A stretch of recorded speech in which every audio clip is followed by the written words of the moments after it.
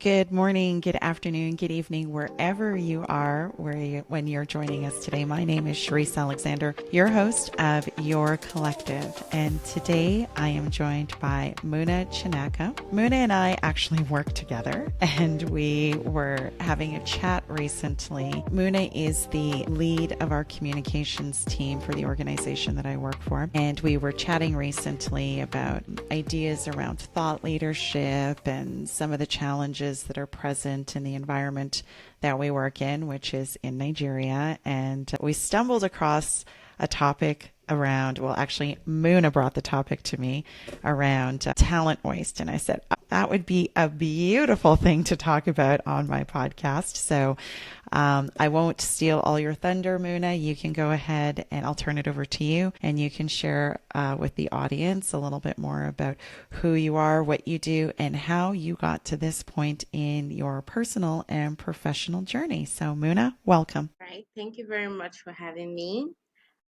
My name is Muna Chichinaka, as Cherise has said. I am the corporate communication lead. I have also been a media personality and also an OAP. So over the years, I've actually worked in media organizations, telecom organizations.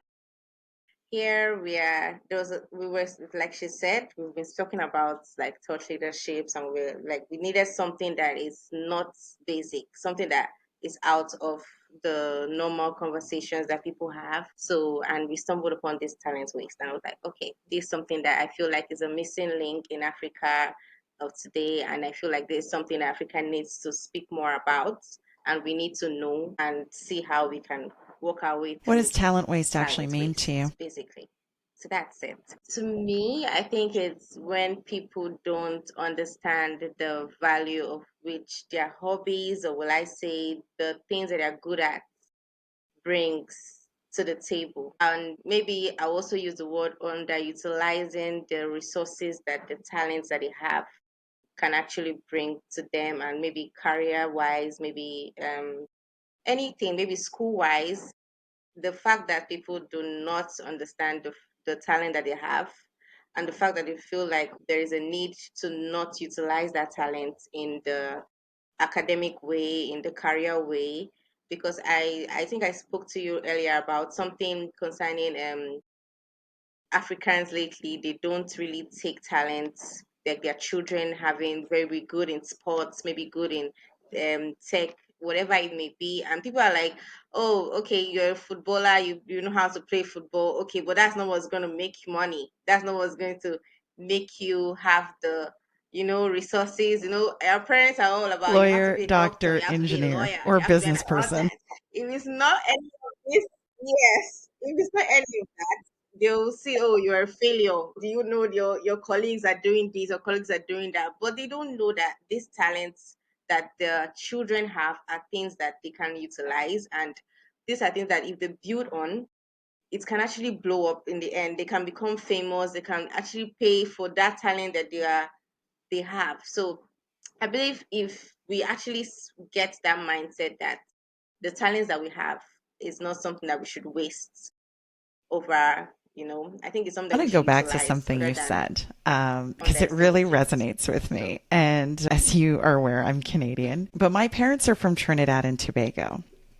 And yeah. Trinidad and Tobago is in the West Indies. It's the last island in the chain of the Okay. Caribbean, just off the coast of Venezuela. And when you said that, I felt all of that because I remember when I was a kid, it was like, just study your books. Just focus on your books. Don't focus on anything else. And I think I was maybe in our family, the beginning of like, I won't say that I didn't do anything else. I think my parents encouraged me to play the piano, but any exploration aside from the piano was not something in my experience. My siblings did engage in, different types of sports and stuff like that. And I think the point that I'm trying to come to here is you're right. Like for a lot of, we'll say children of parents who are from perhaps non-Western cultures. And so I'm talking about the entire continent of Africa and like really the rest of the world, if we'll be really honest.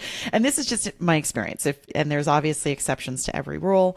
But I think most folks that are outside of a Western experience have experienced exactly that, where your parents want you. And there's nothing wrong with focusing on that. But, I remember saying to my parents, I'm like, listen, when you're applying for schools, they want to know that you're doing more than just studying. They want to know that you're giving back to the community, that you have hobbies outside of work. And I think that's so that people can become really well rounded individuals. And to your point, those skills and things that you learn absolutely serve you later in life, especially in a work environment. Like, how do you learn to be part of a team at work if you never actually are part of a team in sport or any other type of team activity? True. The collaboration that is in there, the collaboration that you get, maybe blending of mindsets. Okay, this is where you take the lead before I take it. Okay, I will pass it to you. Maybe when in football, I'll pass it. Like all these things, these are things that actually we can learn. Like it's. I feel like what has happened in the African sector is about they're more of, I will not really say, they're more of the finance aspects. They're not more of, okay, you need to develop yourself to a certain aspect. They say, okay, yes, this is what the I will not I try my possible best not to put this, but I want to put it. The British, because the British has given us this type of, oh, you need to learn, you need to be educated, you have to do this, you have to be, for you to be known, you have to do it. So it has given the younger generation the mindset that if they are not capable enough to, if they don't know their books. Okay, let me give for instance my life. I did law. I'm telling you, I did law for 3 years, and that was it's I don't know how to put it. So whenever I tell people that, oh, I did law, they'll be like, are you serious? I'm like, yes, I did law. And it was because my parents, they're very supportive. They're very, very supportive.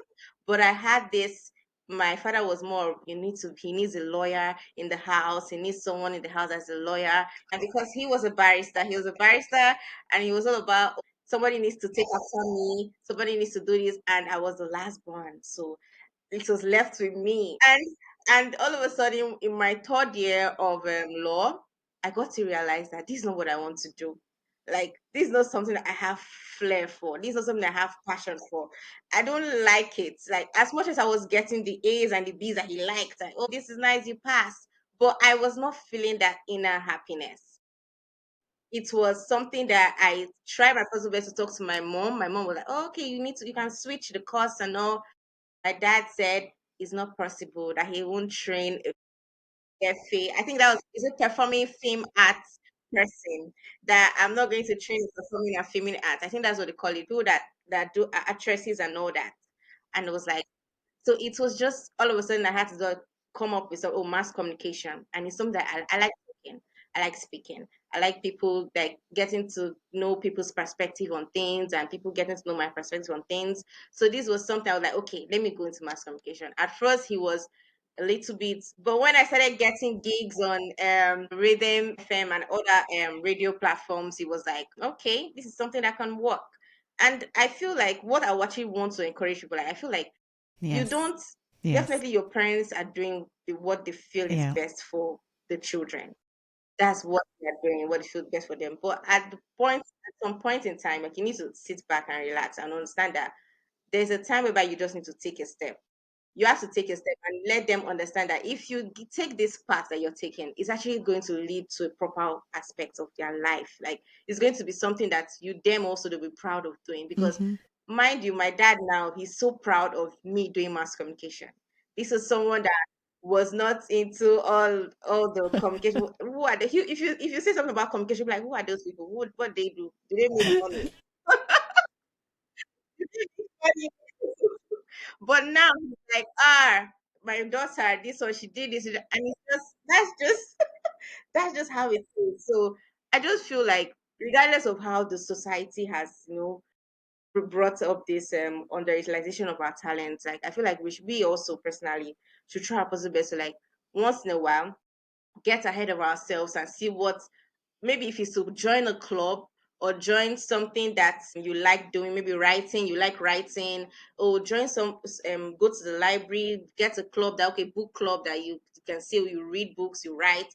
The other things that are there, even tech, even when it comes to tech, even when it comes to green energy, anything that I feel, and I feel one thing that Africans are a little bit slow at trying to get there is developing platforms that can help the younger generations, because there are a Hmm. lot of younger generations. Over like 50% of the younger generations are unemployed.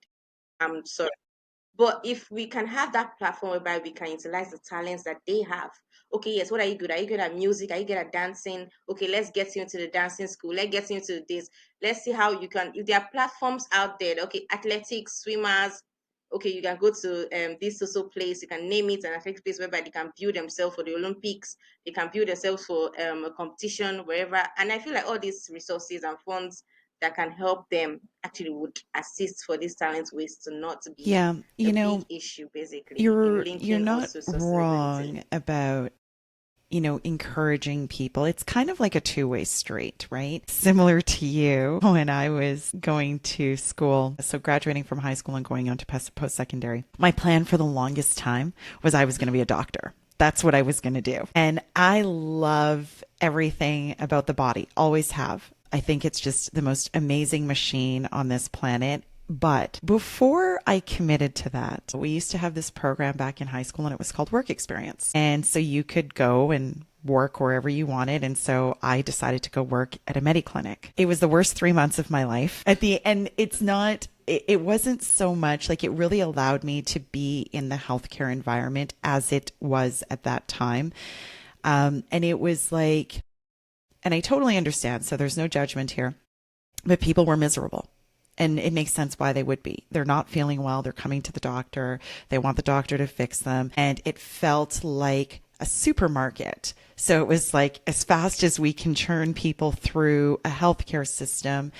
And, I was just like, I don't know that I want to spend every single day around people who feel crappy. Like it was a lot. So I did not go into medicine. And it's funny how things come full circle because what inevitably ended up happening. So instead of going into medicine, I went into like finance and management and all things business. But here I am now at this stage in my life, and healthcare has found its way to me, but in a very, very different way. Not, and it was when I was reflecting on this recently, where I was like, huh. So I did somehow manage to like bring this health piece back into my life, but not in the way that I thought I would all those many years ago. And so I think to the point that you're making, which is, and yes, I also experienced my parents' disappointment, and your life is going to be horrible. You're going to be useless. Like, oh, I love my parents, so please don't think anything bad about them. But, and to this point, I don't know if they're proud or not. And the truth of the matter is, I let go because that's also the part that's important. You have to let go of the idea of living up to other people's expectations of what you're going to do with your life. And so bringing that back to the point that you were making is it doesn't have to be a career piece. And so when I'm talking to young people, it's not necessarily, so let's say you want to be a fashion designer. You don't have to or you want to have fashion in your life or some type of creative endeavor in your life. It doesn't mean that you have to quit your job as a lawyer or a doctor or engineer or business person. It just means it's a suggestion or an invitation to bring it into your experience in some way so that you can actually have those feelings of joy, fulfillment, and purpose. And you will find that it will fuel whatever you're doing for a living. Yeah. Right. And you'll probably have things that you learn in that passion piece, so to speak, that you'll experience in that passion piece that you'll be able to utilize in your day job, as it were, and how to, improve that experience overall. So a question I want to pose based on something you'd said earlier was you felt like organizations don't even realize the talent that they have. So what's the gap in what you see when employers are recruiting, interviewing, hiring, that whole process, and how can you capture it better, in your opinion? Okay, so in my opinion, I feel like the gap that we are having when it comes to the corporates and when it comes to the talent waste. I feel like it's more of there's this exercise that some companies undergo when it comes to extracurriculum activities. There are some companies you go into and they're like, okay, whatever you feel like, if it's sports, if it's football you like playing, if it's what they call it, table tennis, whatever, or if you're having a tech survey, something, they always want people that are always interested. Oh, you need to volunteer. Okay, do you have something and a flair in this? I think these are things that actually would help people. Okay, yes, understand it. And if you notice, there are some organizations that, because of the fact that they give the staffs that leverage to upgrade themselves in their talent and their personal use, it also helps them to flourish more in their role that they play in. Because you will see that they will learn some things, like you said they will learn some things that they never even thought, okay, they will use in the role that they play in an organization, in a corporate.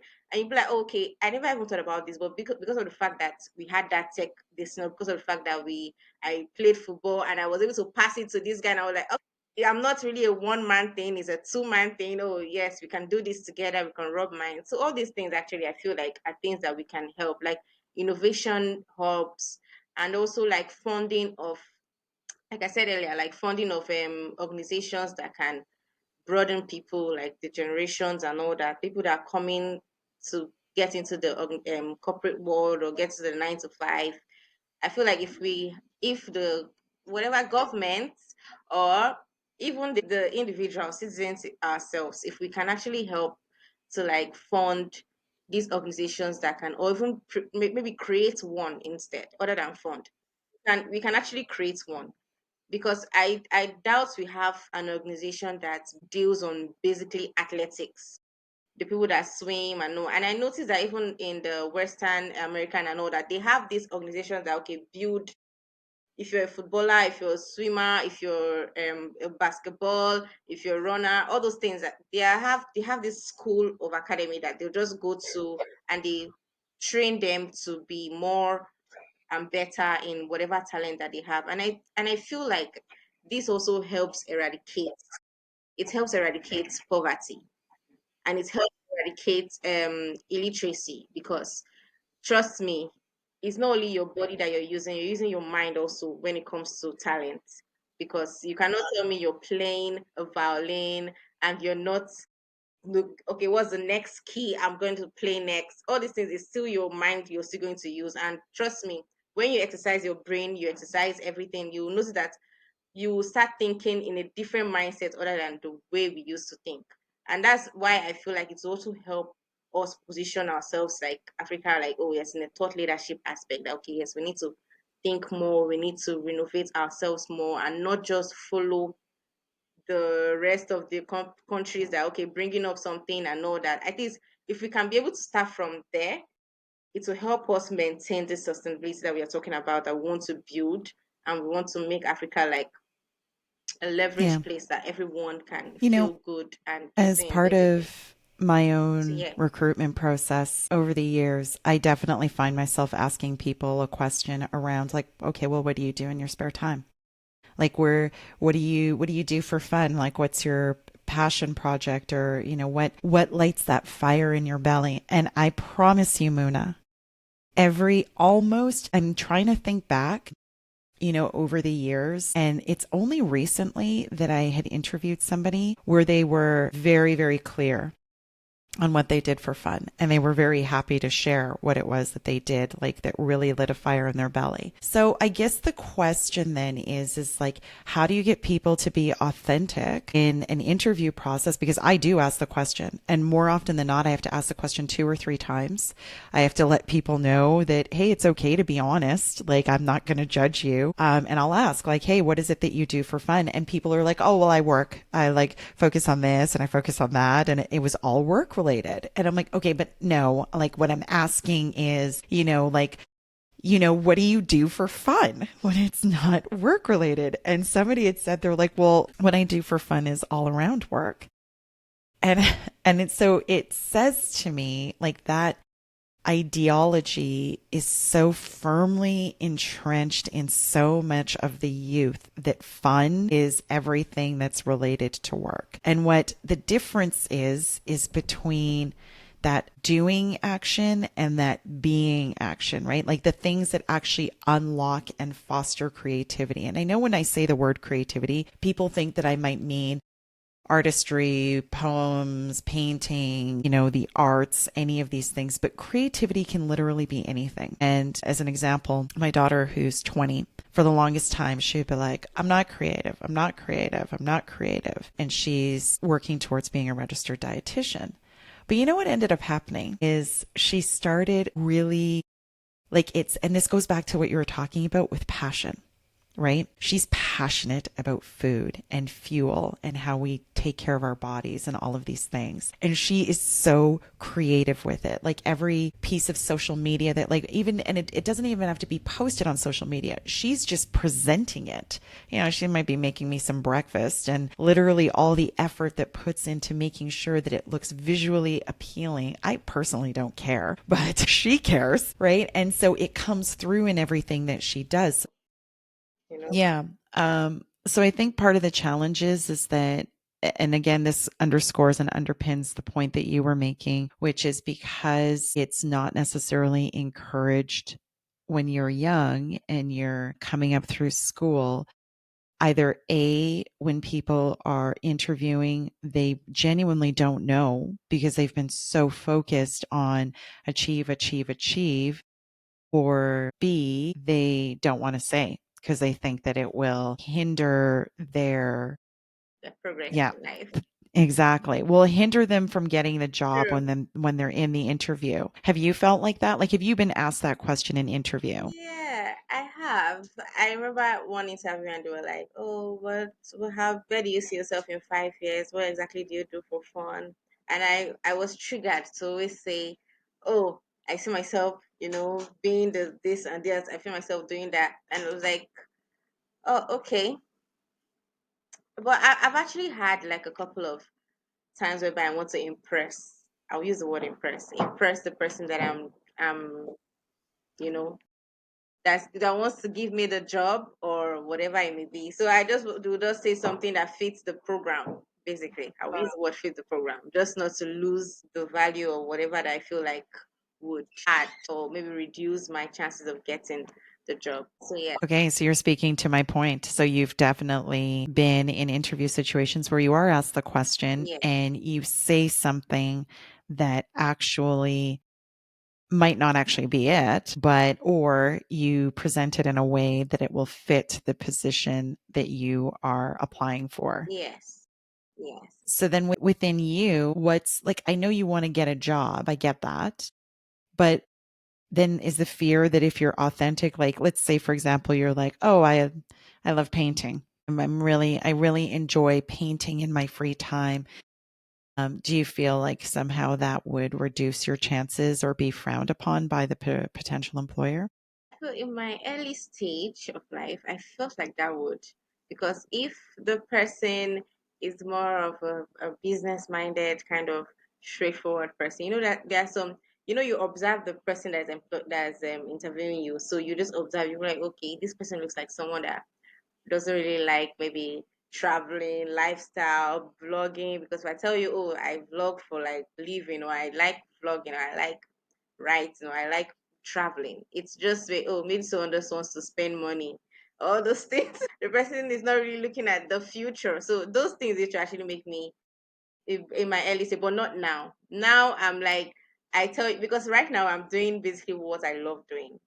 I'm doing like my passion. This is like basically my passion. I have fun doing my job. So even though anybody tell me, oh, what do you like doing for fun? I'll be like, oh, I like helping people. I like, creating I like making companies, pretty feasible. I like, pushing companies out there, whatever their challenges may be when it comes to communication and media.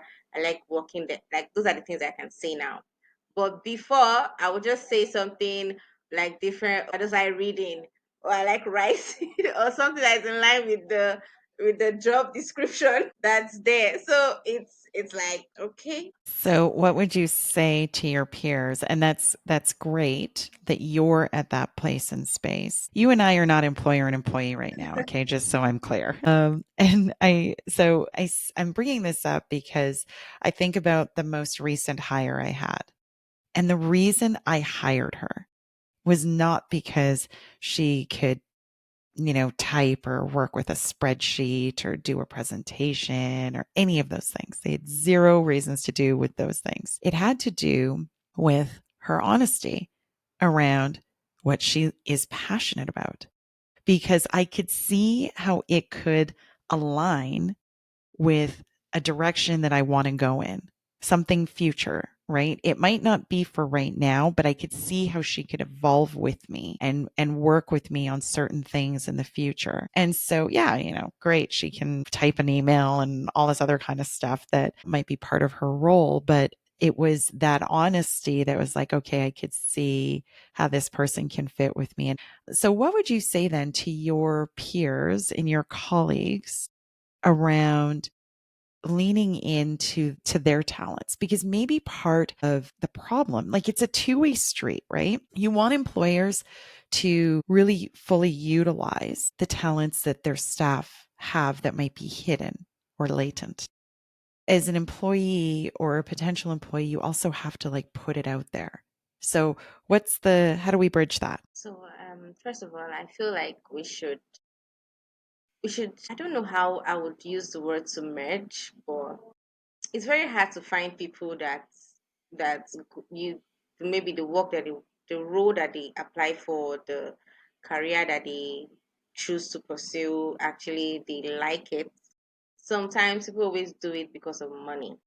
So it's very hard to say. And some people be like, oh, money is what makes me happy. Whenever I see that, okay, yes, I'm having the money, I'm like, okay, this is something that, okay, this, I might not really be happy doing that role, but so far as it's giving me money, it's fine. And I feel like it's not really a good thing, but it's not bad. It's not, I will not really say it's generally bad, but when it comes to progressing, and when it comes to like maybe if you want a promotion, or when it comes to like detailing, because there are some things that passion can see through, that's normal, just, oh, you're doing it for doing sake, can't see. Because you might say, oh, this is someone that likes doing this for a living, and you be like, oh, this is not right. And you that you just want to submit the thing, and you be like, no, this is just, can you just send it, it's okay. And you're like, no, you missed it. So these are things that I feel like people need to, I don't know, I think they should find an inner, okay, it's for those people that actually have been employed and maybe they don't like the role that they have been, they don't have passion in whatever they're doing. I feel like there's a room for doing other things that can help, because definitely you have your weekends, you have your definitely free time, your breaks also at work. You could just take a moment and just like go through a podcast or go through a YouTube, watch one or two things that align to your what you love doing. And all of a sudden you will see that, okay, yeah, the person is always happy. Like, I know how I have said it, like in the place I've worked, I've like, okay, especially in the office, I'll be like, okay, I know you people always say, well, you don't like coming to work, you don't like doing this, you don't like that. But like, have you tried? Like, okay, yes, you like creating content, you like doing videos. Can you try and do it in the office?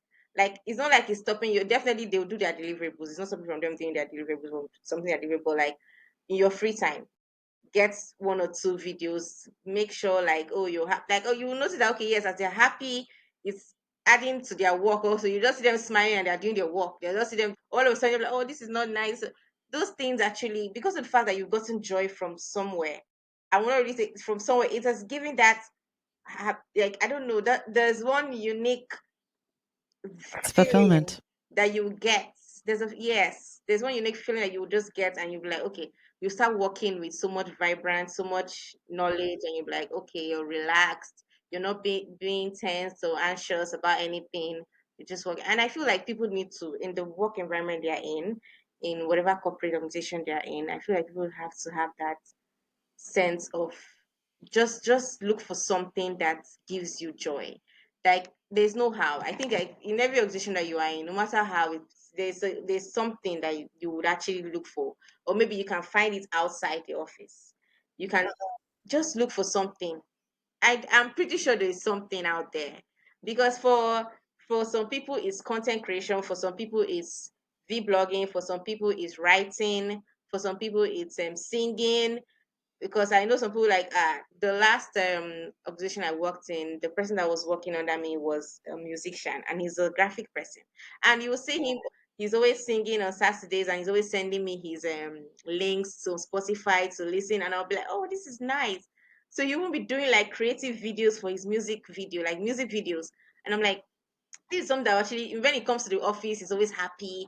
Oh, okay. Did you watch my this one down? And me, so I'll be helping him. Okay, let's do a video here. Let's do. So these are things that make people like, regardless of the work environment you're in, don't stop your talent from flourishing. Don't stop I agree.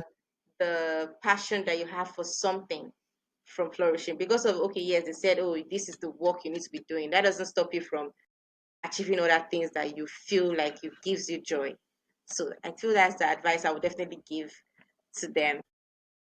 Yeah, and I do see a lot of what you're talking about in terms of this real focus on money, real strong focus on, and I get it. We got to eat, we got to get to work, we got to put clothes on our back, a roof overhead. Like you do need those very basic foundational secured personal security items taken care of.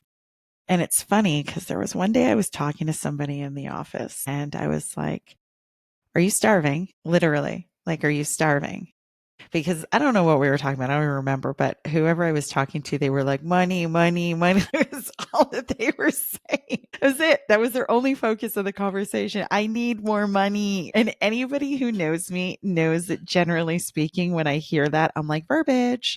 You're telling the divine and the universe that you don't have it. So you will continue to not have it because when you are in a scarcity or lack frame of mind, then what you focus on, which is a lack of money, persists. You will not have money. And so I stopped and I said to her, I said, are you actually starving?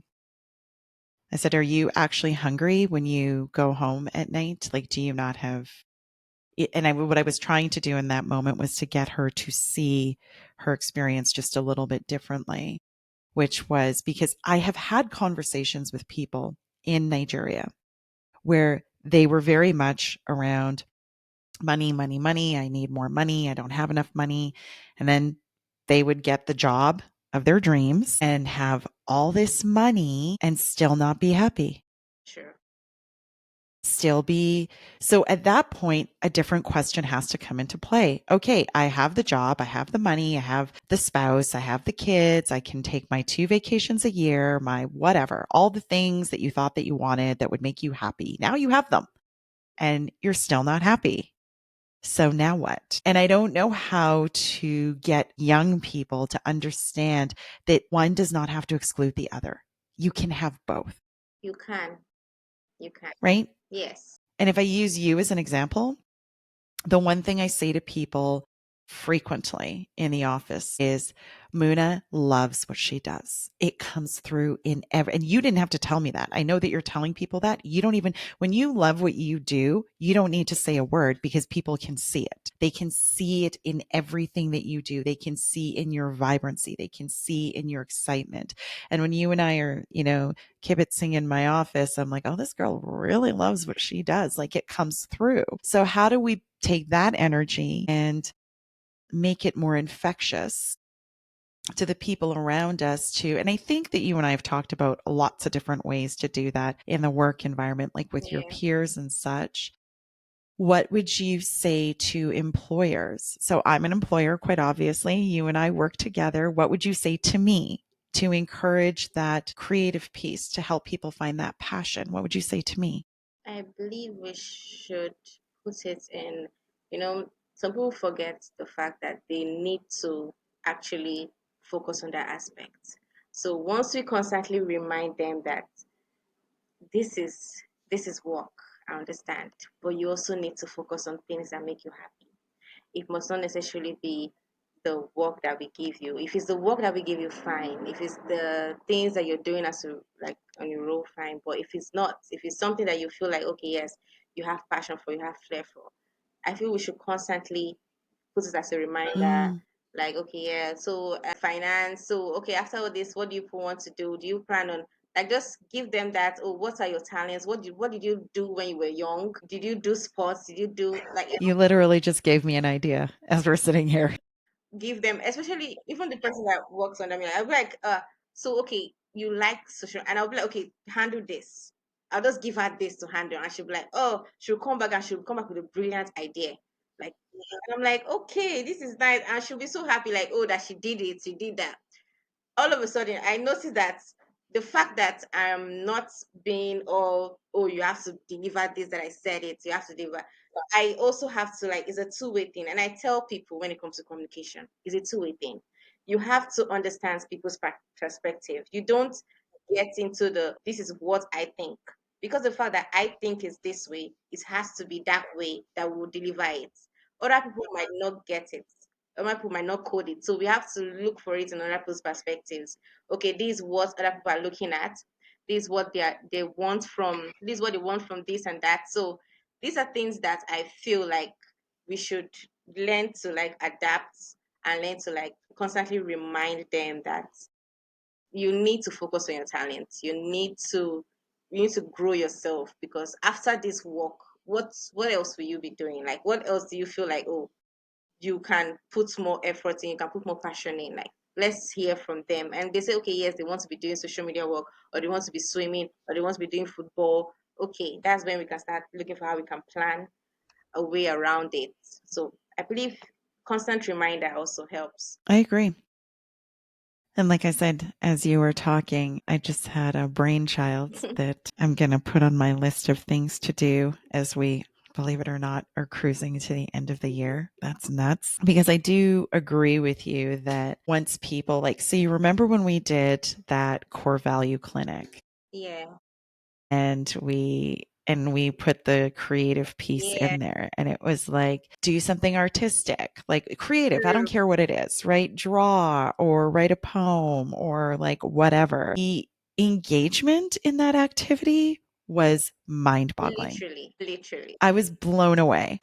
I was so shocked. Like I didn't actually, and I think that further to what you're saying is if you as employers, if we can provide the platform for people to allow those creative gifts to come out, they will rise to the challenge. There might be some resistance at first where, because remember, it was a group project. So who knows who was like really spearheading it in the group. But the point is like not the individuals. The point is that in small groups, everybody met the challenge, Yes. right? Everybody showed up, everybody participated.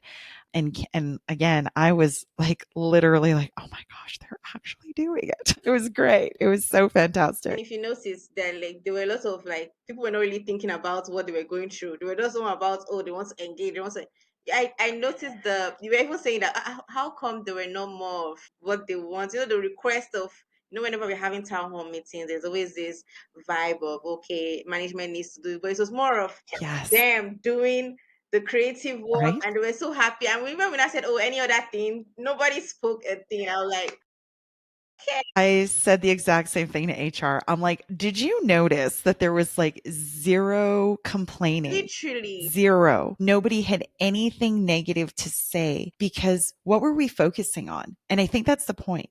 We weren't focusing on problems, right? And that doesn't mean that the problems went away and we were ignoring, because as you said, at the end of the meeting, we were like, okay, what would you guys like to talk about? But because everybody was like literally vibing up here their energy was because up we're it, there. I'm telling you. right? So I'm glad I'm glad we brought that up because, for the audience, that was a very intentional exercise. That was very, very intentional. That was done with purpose and mindset and around exactly the experience. And so I'm so glad that you highlight like it wasn't meant to be like, okay, don't complain. It was Hmm. just meant to like shift the focus away from all the problems. There's always going to be problems in life. That's the reality. That's how we grow. That's how we evolve. It's how we transform. It's how we get stronger. You have to face challenges so that you can use the existing tools and resources and figure out a way to move through it. So that's always going to be a thing. It's never going to be perfect. But the point was to bring more of a positive experience into the workplace. Yeah, And I would say that it was really, really this was successful. very successful. Yeah. I'm so glad. That's great feedback. And, again, to your point around the employers being able, or, even ourselves to be able to like provide the platform, you just gave me an idea. We're totally going to do it before the end of the year. I'm not going to say it here and now. I'll remind you. I'll remind Okay. Well, you want me to write it down? How about if I text it to you and then that way you'll know that you. okay. Um, but it as you're saying that, it's like, okay, what is the impact of identifying the challenges around talent waste? And here's what ChatGPT had to say. So when we allow talent waste to run rampant, it lowers morale and engagement, reduces productivity and innovation, leads to higher turnover, and prevents organizations from reaching their full potential. Now, the truth is I didn't really need ChatGPT to tell me that, because the reality is we see that in the workplace. I think in Nigeria, the average turnover rate is somewhere around 2 years. Yes. 2 years. So somebody will stay with you for only 2 years after entering an organization on average. So part of organizational retention planning should be to be able to engage people in these latent talents so that they have a sense of fulfillment and purpose in what they're doing. And even with our CEO and managing director, he, as you've always heard him say, he's like, I want passion. I want passion. And I said, nobody's going to be passionate about solar panels and batteries. Like, it's not sexy. I'm sorry. It's not. I think. And so I said to him one day, I said, so instead of talking about, like, don't be so broad with passion. I think what you're trying to say is exactly what you're saying, Muna. Find something in your role to be passionate about, anything. So for me, it's sitting one to one with you guys. It's things like the culture clinics. It's like making things more efficient. Like, there's so many things that I love about the work that I do. And I hope that it comes through. I mean, I really hope that it comes through, but there are lots of things that I really enjoy about my day to day experience. So I would suggest or invite to you, Muna. And I do know that you're doing that because you and I have talked about that. What is the impact that you think that that's having? Some of the things that we've talked about and that we've been encouraging people to do. So give an example so the audience knows what we're talking about. So the impact that it provides is the utility that it's, how would I put it? The fact that they have to put in, I feel like the, will I use the word, the joy that comes out of, I don't know the word to use. The So I want you to use the example. I don't want to, I hope you can think of who I'm talking about. I don't want to use other people's names here, but remember we were speaking about someone in the finance department okay, and you had made a suggestion to them okay, around how they could bring their flair and their passion for something that was not related to the work yeah. into the workplace. I know she did it. And what was the change that you saw? And I noticed that she, all of a sudden, she was not really anxious, and the, I would like to say the annoyance, because she was having this, heaviness of coming to work. And I told her, like, you just have to, you dress well, you do a lot of things that are good, so like do what you love. She does YouTube, like, so I just told her, like, utilize that, do videos, do content, produce. And if so, even her, one of her content went viral on TikTok, that we're talking about that. Oh, I think we had a conversation that was saying, oh, that the content that she did, she was asking people around, like, it went viral. She was so happy, and you could see the excitement. Even she even stopped like talking about work. Like, she all of a sudden, like, we don't really say, she'll be, please, I'm working. Like, she's always happy now that she's working. She's always happy that she's. Hmm. It's just the environment has basically changed around her now. It's different. Yes. It's like therapy. Hmm. It's therapy in a workspace. It's like work balance in a workspace. Hmm. I don't know how, I feel like the impact was actually massive, basically. And I feel like if we use that, and as an example, like what happened, like what you said, like people should find something around the workplace that gives them joy. If we use that, they will see a lot of productivity around everything. They will see a lot of joy around everything. They will not be having that heaviness to come to work. They will not see work as a maybe do or die kind of thing. They will see it as a maybe relieving of stress, basically. So I just feel like people should, cultivate that habit of maybe if I can even use an example, like some people just want to go to work just to dress. Like like me, I'm sorry, but I'm kind of a fashion person. So like I always because of anytime I wake up in the morning, I'm always like I look at my wardrobe and I'm like, what will I wear? I just want I know. good and unique and I'm like I don't even care if anybody sees it. I don't care if I sit down in that office like from morning to night, I don't stand up. But the fact that I'm feeling good with what I'm wearing, I'm like, okay. True. Yeah. So these are things that give people It's such a great example. And I honestly feel the same way. Like, I feel the exact same way. I mean, it's practically why I love working in the office because I also, too, like to look good. true. And so when I wake up in the morning and I'm like, how do I want to feel today? Like, Mhm. what do I want to present That to the world energy, today? And I don't care if anyone else likes what I'm wearing or not. I'm just like, I feel good. And you know my thing, right? Every skirt and every dress must true, have pockets. But and you know what? That's a really great example because that's a super simple way very of how simple. you can infuse a passion for like fashion, outfits, accessories, shoes, fragrances, the whole kit and caboodle. True. And you have to get dressed anyways, right? It Yeah, doesn't matter where you go. If you're leaving your house, you can't leave naked. So, true. If I can even give an example, I have someone that she's an accountant, a chartered accountant, but she has over 50 perfumes. I went to her wardrobe and I was like, what's going on? She just likes it. And you see her ordering it in the office. And all of a sudden her colleagues will be like, oh, what came in today? And they're like, it's Lasafa perfume, it's Dior, all those and they'll be like, oh please, I want more. When you so this the fact that she's even explaining to them what the perfume does or what the fragrance does, it just gives her joy. So I feel like there are simple things that we can find. It's not necessarily has to be something big. It's not something that has to like escalate, or maybe you want to go to a tournament. It's a little things, little. It can be your hair, it can be your wristwatch, like you said, jewelries. So I just feel like that's just it though for me.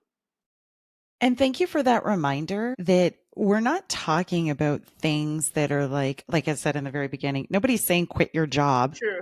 and run away and become, actor, actress in Nollywood.